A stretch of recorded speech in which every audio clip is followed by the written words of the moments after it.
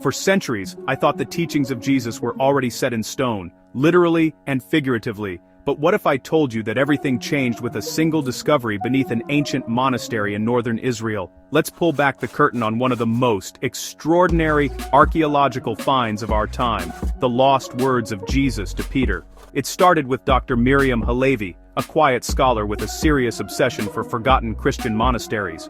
One evening, as the sun dipped behind the Galilee hills, her team's tools struck something odd. Not just another rock, this was a carved slab with the Chi-Rho symbol, one of Christianity's earliest signs. With breath held and hands steady, they lifted the slab. A cold gust of air, untouched since the 6th century, rushed out.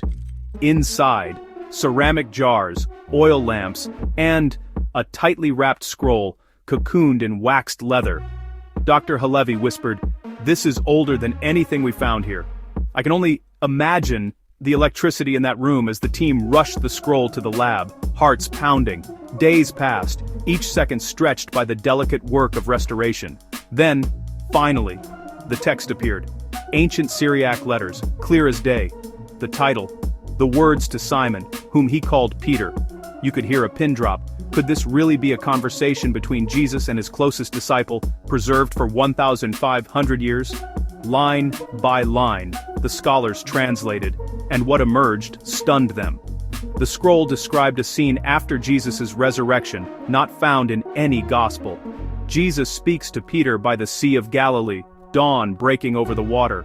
The translation reads, "Simon, you fear the storm, but the storm fears the one who walks with truth. Strength is not in the sword, nor in the shout, but in the quiet heart that forgives." Peter asks, "Lord, will they remember your words when we are gone?" Jesus replies, "A time will come when the world will hunger for truth again.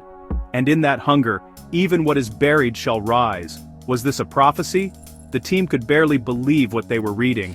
But the scroll went further. Jesus guides Peter on leadership.